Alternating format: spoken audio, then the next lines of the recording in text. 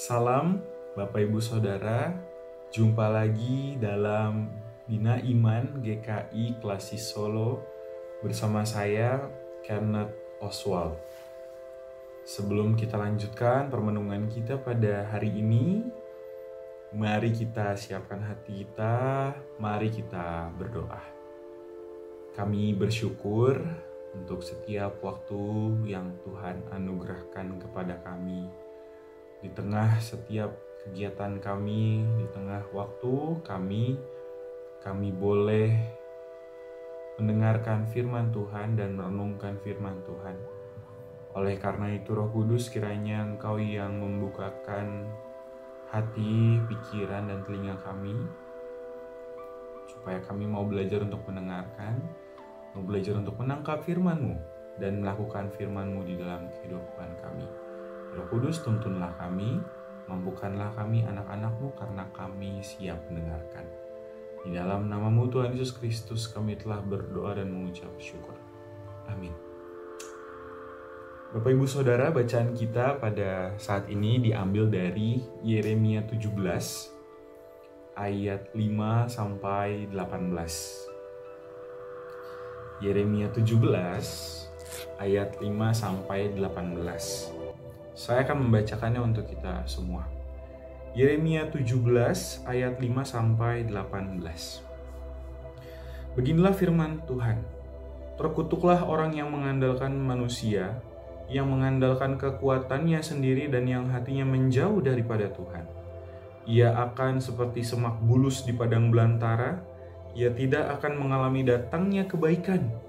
Ia akan tinggal di tanah angus, di padang gurun, di negeri padang asin yang tidak berpenduduk. Diberkatilah orang yang mengandalkan Tuhan, yang menaruh harapannya pada Tuhan. Ia akan seperti pohon yang ditanam di tepi air, yang merambatkan akar-akarnya ke tepi batang air, dan yang tidak mengalami datangnya panas terik, yang daunnya tetap hijau, yang tidak khawatir dalam tahun kering, dan yang tidak berhenti menghasilkan buah. Betapa liciknya hati, lebih licik daripada segala sesuatu. Hatinya sudah membatu, siapakah yang dapat mengetahuinya? Aku, Tuhan, yang menyelidiki hati, yang menguji batin, untuk memberi balasan kepada setiap orang setimpal dengan tingkah langkahnya, setimpal dengan hasil perbuatannya. Seperti ayam hutan yang mengerami yang tidak ditelurkannya, demikianlah orang yang menggaruk kekayaan secara tidak halal. Pada pertengahan usianya ia akan kehilangan semuanya, dan pada kesudahan usianya ia terkenal sebagai seorang bebal. Tahta kemuliaan, luhur dari sejak semula, tempat bait kudus kita. Ya pengharapan Israel, Tuhan, semua orang yang meninggalkan Engkau akan menjadi malu. Orang-orang yang menyimpang daripadamu akan dilenyapkan di negeri, sebab mereka telah meninggalkan sumber air yang hidup, yakni Tuhan. Sembuhkanlah aku ya Tuhan, maka aku akan sembuh. Selamatkanlah aku, maka aku akan selamat, sebab Engkaulah kepujianku. Sesungguhnya mereka berkata kepadaku, di manakah firman Tuhan itu? Biarlah ia sampai. Namun tidak pernah aku mendesak kepadamu untuk mendatangkan malapetaka. Aku tidak mengingini hari bencana. Engkaulah yang mengetahui apa yang keluar dari bibirku. Semuanya terpampang di hadapan matamu. Janganlah engkau menjadi kedahsyatan bagiku. Engkaulah perlindunganku pada hari malapetaka. Biarlah orang-orang yang mengejar aku menjadi malu, tetapi janganlah aku ini menjadi malu. Biarlah mereka terkejut, tapi janganlah aku ini terkejut. Buatlah hari malapetaka menimpa mereka, dan hancurkanlah mereka dengan kehancuran berganda. Demikianlah bacaan firman Tuhan. Berbahagialah setiap kita yang tidak hanya membacanya, tapi juga merenungkan dan memeliharanya dalam kehidupan kita.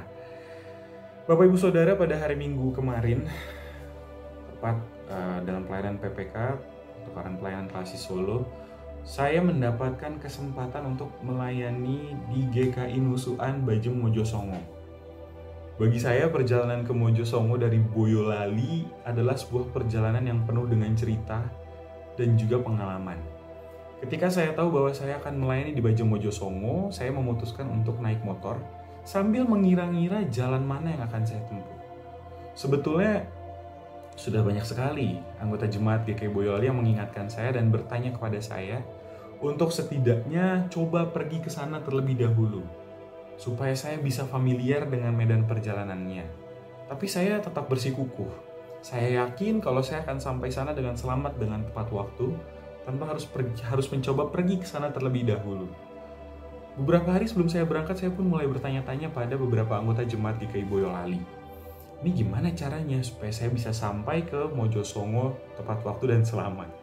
Banyak yang baik, banyak yang membantu saya dan memberi saya arahan. Dan setelah saya mendapat bantuan dan juga menerima arahan dari beberapa orang, saya yakin saya bisa sampai di Mojosongo dengan selamat, bahkan tanpa bantuan dari GPS, aplikasi GPS yang biasanya saya gunakan. Tetapi saya cukup khawatir, maka dari itu saya tetap menggunakan aplikasi GPS, tetapi aplikasi yang berbeda, yang sebelumnya belum pernah saya gunakan sebelumnya gitu. Akhirnya hari Minggu pun tiba. Dengan berbekal petunjuk dan arahan-arahan yang sudah saya terima, saya pun mulai berangkat ke Mojosongo dari Boyolali pada pukul 7 pagi. Saya tetap menggunakan aplikasi GPS, tetapi aplikasi yang belum pernah saya gunakan sebelumnya. Lucunya, pada salah satu perempatan, sepertinya saya salah belok. Entah bagaimana ceritanya, dari Boyolali mau ke Mojosongo, tiba-tiba saya ada di Waduk Cengklik. Dan waktu itu sudah menunjukkan pukul 8. Saya panik.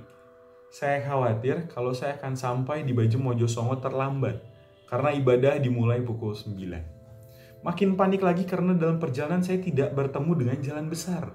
Saya melalui perkampungan, jalan-jalan kecil, kanan kiri saya sawah, dan jalanan semuanya sepi.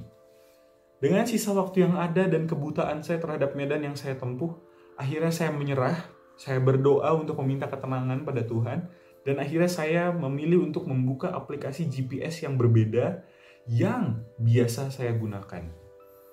Puji Tuhan, saya bisa sampai di Mojosongo dengan sisa waktu 30 menit menuju ibadah dimulai. Tetapi tentu perasaan saya dalam perjalanan sangat tidak nyaman, Bapak Ibu Saudara. Saya khawatir, bahkan ketika saya sampai pun rasanya lelah sekali. Dan seperti sudah menempuh perjalanan yang jauh sekali. Bapak Ibu Saudara, pengalaman yang saya rasakan ini adalah sebuah pengalaman yang secara tidak langsung menggambarkan kesombongan dan kepercayaan diri saya sendiri. Saya merasa percaya diri dalam perjalanan, saya tidak memeriksa kembali medan yang akan saya tempuh, saya dengan gagah dan sombongnya berjalan tanpa menggunakan aplikasi GPS yang sudah lebih sering saya gunakan. Saya malah menggunakan yang baru. Akibatnya tentu saya sendiri yang rugi. Saya kelelahan, saya muter-muter, saya dipenuhi rasa takut, tidak tenang, dan saya tidak bisa menikmati perjalanan saya dari Boyolali ke Mojosongo. Saya sadar, saya begitu sombong dan terlalu mengandalkan diri saya sendiri. Kesombongan ini jugalah yang ditunjukkan oleh bangsa Yehuda. Mereka merasa bahwa mereka aman karena mereka bekerja sama dengan sekutu-sekutunya, mereka menyembah allah-allah asing, dan akibat dari kesombongan mereka ini juga, mereka mengalami masa berat dengan dibuang ke Babel. Mereka dijauhkan dari tanah air mereka, mereka kehilangan identitas mereka, dan mereka hidup dalam kehidupan yang tidak enak.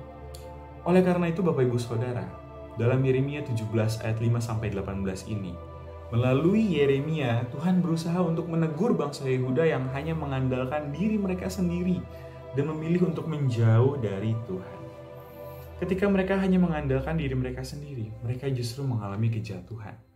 Dalam ayat 5-6, kita akan melihat bahwa orang yang hanya mengandalkan sesama manusia dan dirinya sendiri, tetapi tidak mengandalkan Tuhan, hanya akan hidup dalam kesia-siaan. Dalam ayat 11 lebih dikatakan lebih keras lagi, bahwa orang yang mengandalkan dirinya sendiri seperti ayam hutan yang mengerami telur yang tidak ia telurkan. Semuanya akan berujung pada kesia-siaan. Semuanya akan menjadi percuma dan tidak ada artinya.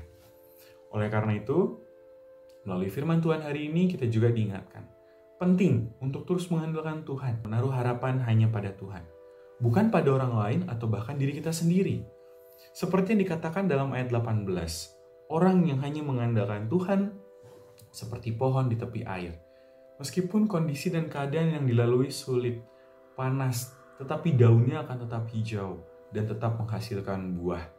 Nyatanya, mengandalkan Tuhan dan menaruh harapan pada Tuhan tidak akan pernah berujung pada kesia-siaan. Karena seperti yang dikatakan juga di ayat 13, bahwa Tuhan adalah sumber air hidup. Sehingga setiap orang yang meninggalkan Tuhan dan tidak mengandalkan Tuhan akan menjadi malu. Karena yang mereka lakukan saat ini penuh dengan kesia-siaan. Pertanyaannya kemudian adalah bagaimana caranya kita mengandalkan Tuhan? Apakah itu pasrah, tidak melakukan apa-apa? Apakah itu artinya kita hidup penuh curiga? Ada dua hal setidaknya yang bisa kita lakukan, Bapak Ibu Saudara. Yang pertama, mendekat-dekatkan diri hanya pada Tuhan. Seperti yang kita lakukan saat ini, kita berusaha mendengarkan firman Tuhan, merawatnya, memupuknya dalam kehidupan kita, melakukannya dalam kehidupan kita. Dan semakin kita mendekatkan diri pada Tuhan, kita akan semakin terpanggil untuk terus mencari kehendak-Nya dalam hidup kita. Dengan demikian, meskipun keadaan yang kita alami ini sulit, pergumulan yang kita miliki berat, tetap tidak menggoyahkan iman kita. Karena kita tahu, hanya Tuhan yang mampu menolong kita, hanya Tuhan yang bisa kita andalkan. Dan kita juga tahu, meskipun keadaannya sulit, kita tahu bahwa Tuhan tidak pernah meninggalkan kita. Hidup yang kita miliki memang sulit, tetapi hidup kita tetap kokoh karena kita tahu bahwa Tuhan dekat. Yang kedua, serahkan hasilnya hanya pada Tuhan. Mengandalkan Tuhan bukan berarti tidak melakukan apa-apa, bukan berarti hanya berdoa dan pasrah, bukan berarti meniadakan usaha, tapi mengandalkan Tuhan berarti menanamkan iman dan pikiran bahwa cara pandang dan cara Tuhan bekerja adalah yang paling berdaulat di dalam kehidupan kita. Dialah sang empunya kehidupan, termasuk kehidupan kita. Dengan adanya pemikiran ini, dengan adanya iman ini, maka kita tidak akan mudah patah semangat dan menyerah. Mengapa? Karena kita tahu bahwa kegagalan dan kesulitan kita adalah cara Tuhan membantu dan menuntun kita agar kita bisa menjadi pribadi yang lebih baik. Oleh karena itu, dibutuhkan juga ketaatan pada kehendak Tuhan di dalamnya. Termasuk ketika segala sesuatu tidak berjalan sesuai dengan bayangan yang ada di dalam kepala kita. Itu artinya Tuhan memiliki rencana dan kehendak lain atas hidup kita, dan saya yakin itu yang terbaik bagi hidup kita. Bagaimana, Bapak Ibu Saudara? Apakah kita mau hidup dalam kepercumaan dengan hanya mengandalkan orang lain dan diri sendiri tanpa mengandalkan Tuhan? Ataukah kita mau hidup dalam hidup yang berarti dengan hanya terus mengandalkan Tuhan di dalam hidup kita?